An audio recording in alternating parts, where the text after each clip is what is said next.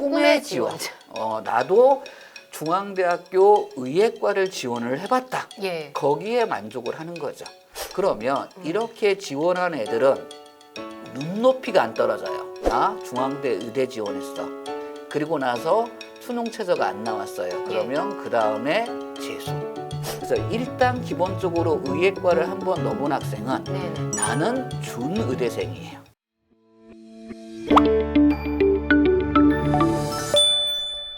안녕하세요. 교육 고민을 대신 물어봐주는 교육대 기자TV, 저는 대기자 방종임입니다. 이지 특집 시리즈, 오늘은 갈수록 인기가 높아지는 의대에 대해서 알아보도록 하겠습니다. 안녕하세요, 원장님. 네, 안녕하세요. 이강학원 이강현 원장이라고 합니다. 예, 요즘에 원장님 의대 입시 설명회 많이 하신다고 들었습니다. 요즘에 점점 인기가 높아지는데요. 어떻게 체감하시는지요?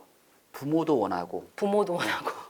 학생도 원하고 끊임없이 의예과는 원하고 있습니다. 이게 너무 오래된 일인데 계속되는 것 같아요. 제가 15년 전에도 의예과 선호 현상은 가장 강했었고 그런데 요 근래 들어와서는 더 강한 현상이 나왔습니다. 어떤 분한테 가장 인기가 높다고 생각하세요?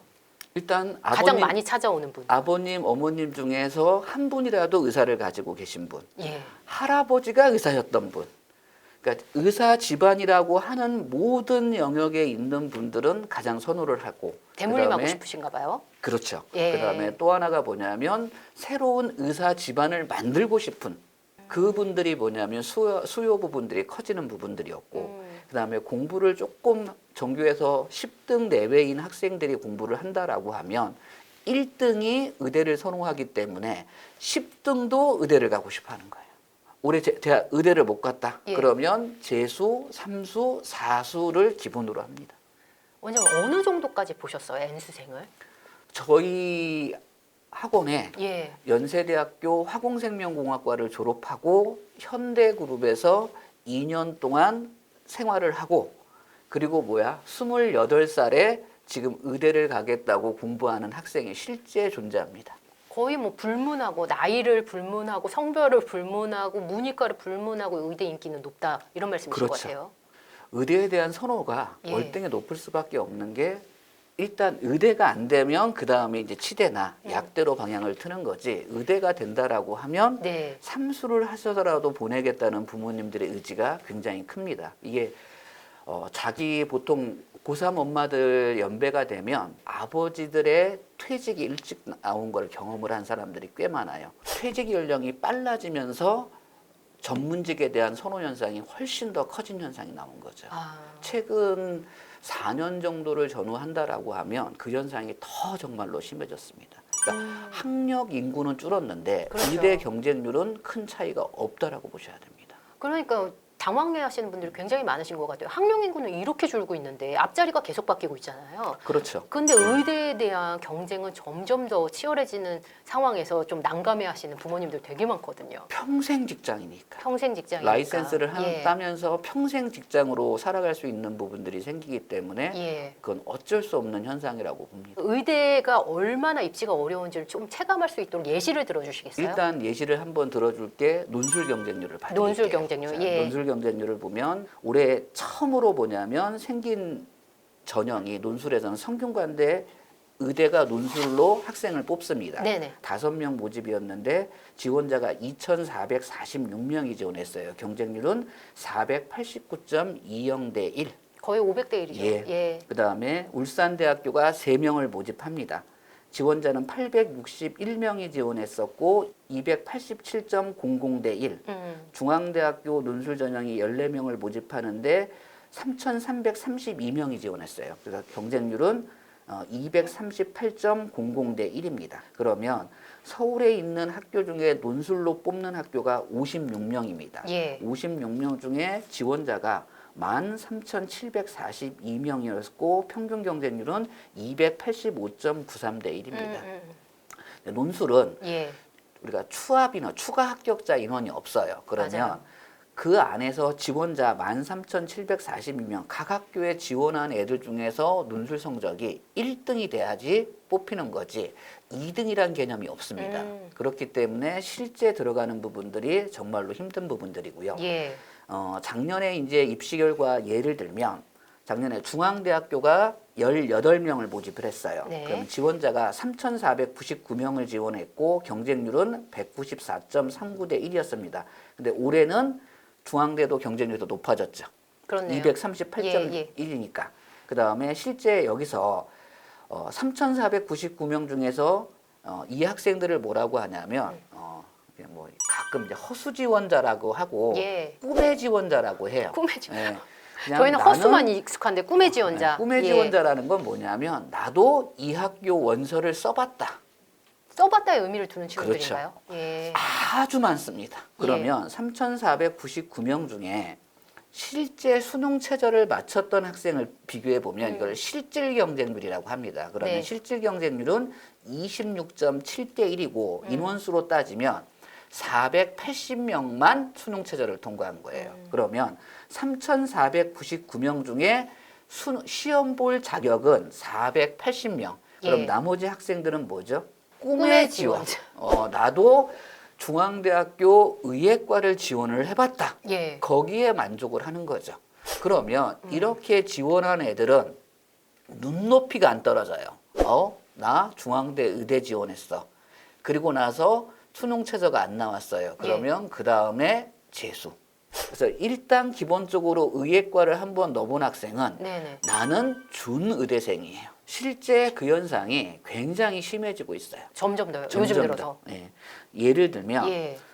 경희대학교 서울의 논술 우수자가 15명을 올해 뽑았단 말이에요. 네네. 경쟁률은 197.53대 1이었고 예. 그러면 작년에 같은 경우도 마찬가지로 15명을 뽑았어요. 그러면 3,161명이 지원했는데 네네. 217.73대 1의 경쟁률을 나왔어요. 그렇네요. 그렇죠? 예. 그런데 여기서 실질 경쟁률은 96.9대 1이에요. 쉽게 예. 말하면 한 48% 정도만 수능 최저를 받았다라고 보시면 되는데 정시 때 점수를 가지고 3합 4로 지원 자격 자체가 안 되거든요. 예. 정시 때는. 근데 수시 때는 예. 3합 4야.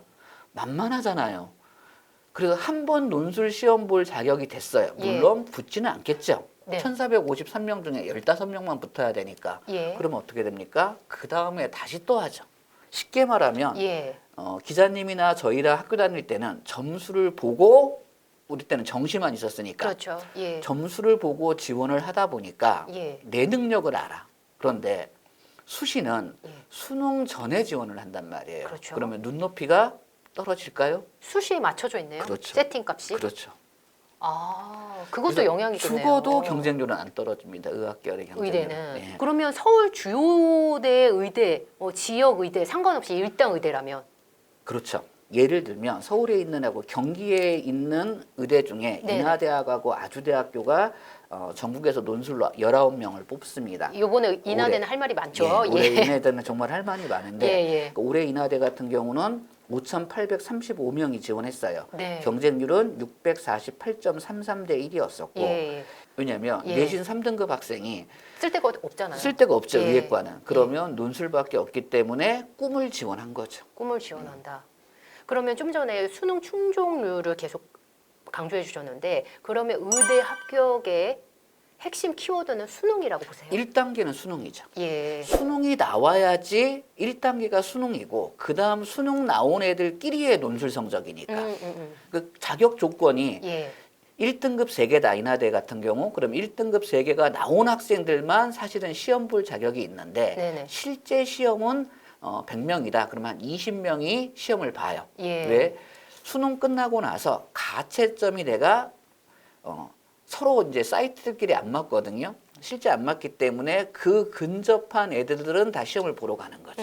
수시에서 뭐 학생부 종합이라든지 학생부 교과에서 나타난 의대 지원 현상 중에 좀 특이점이 좀 있을까요? 일단 전교 10등 안에 드는 애들은 전부 다 학종을 지원했습니다. 그러니까 예. 올해 작년 입시 결과에 두드러진 특징들이 어떤 부분들이 있었냐면 일반고 학생의 의학계열 진학 현상이 강화됐었어요. 이제 성적이 간소화가 됐단 말이에요. 올해 같은 경우를 학생부 기준으로 한다. 간소화 말씀하시는 학생부 거죠? 정말 간소화가 예. 되면서 거꾸로 말하면 수상 경력도 한 학기에 한 학씩만 제출할 수 그렇죠. 있잖아요. 예. 그렇기 때문에 큰 차이가 없고 예. 학종이라고 하더라도 뭐냐면 정량평가 내신이 안 좋았던 학생들은 전원 다 탈락했어요. 학종 같은 경우에는 특목고 학생이 유리하다는 인식들이 있는데 의대 같은 경우는 좀 다른 의견이시네요, 원장님은. 그렇죠. 예. 왜 그러시냐면 교육과정이 바뀌기 전과 바뀐 후의 차이점이 하나 있습니다. 예. 바뀌기 전 과정은 일반고에는 커리큘럼이 없었어요. 네. 대기자님 심화수학이라는 거 학교 다닐 때 안 배웠죠? 저희는 안 배웠죠. 예. 일반고에서도 심화수학 배울 수 있어요. 그다음에 물리학 2, 화투, 지투, 생투 이런 부분들이 있는데 요즘 일반고에서도 공부를 조금 성적이 상위권 학생들은 화학 실험, 생명과학 실험, 그다음에 심화 수학 예. 이런 부분들을 아이들이 선택해서 들을 수 있게끔 돼 있어요. 예, 예, 그러다 보니까 전국 단위 자사고 커리큘럼이나 예. 일반고의 커리큘럼이나 큰 차이가 안 생겼어요. 그래서 학생부만 놓고 봐도 편차가 너무 심하다 예. 이런 인식들이 있었거든요. 굉장히 많이 줄어들었죠. 요즘 들어서요. 실제 많이 줄어든 게 같은 현상이죠. 그게 왜 일반고 학교 차원에서 노력이었을까요? 아니면 학생들이 어떻게든 의대를 생각해서 빨리 뭔가를 마련해야 되겠다 해서 학생들의 노력이었을까요? 예를 들면 경기도에 꿈의 대학이라는 게 있단 말이에요. 예, 예. 알죠. 예, 예. 경기도의 꿈의 대학 같은 경우는 거점에서 내가 듣고 싶은 부분들을 다 들을 수 있단 말이에요. 그러면 거점에서 들을 수 있는 부분들을 다 들을 수 있기 때문에 네. 이 학생이 열정만 있다라고 하면 예. 생명과학 실험, 화학 실험 예. 다 들을 수 있는 거죠. 학교에 없더라도. 없더라도. 예. 그러면서 일반고 학생들의 극상위권 애들, 이 애들이 뭐냐면 예. 아이들이 갖춰지는 애들이 많아진 거예요. 그 전국 단위 자사고하고 비교하더라도 뭐냐면 충분히 경쟁력을 가질 만한 조건들이 형성이 되기 시작한 거예요. 그리고 요즘에 정보가 많이 공개가 되다 보니까 그렇죠. 예, 학생들도 많이 준비해야 되겠다 이런 생각들이 있는 것 같아요. 이제부터. 많죠. 예. 그다음에 학생의 열정도 있지만 네네.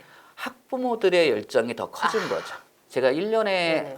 만약 컨설팅을 딱 요이땅 시작한다라고 하면 네네. 제가 이제 할 수 있는 일하는 게 제한돼 있잖아요. 예, 예. 그러면 그러시겠죠. 일반고에서도 극상위권, 최상위권 애들하고 자사고의 최상위권하고 하더라도 5년 전, 10년 전에 비교해 보면 큰 차이가 줄어든 거죠. 일반고라고 하더라도 거꾸로 뭐가 되냐면 준비 과정이 잘 돼 있어요.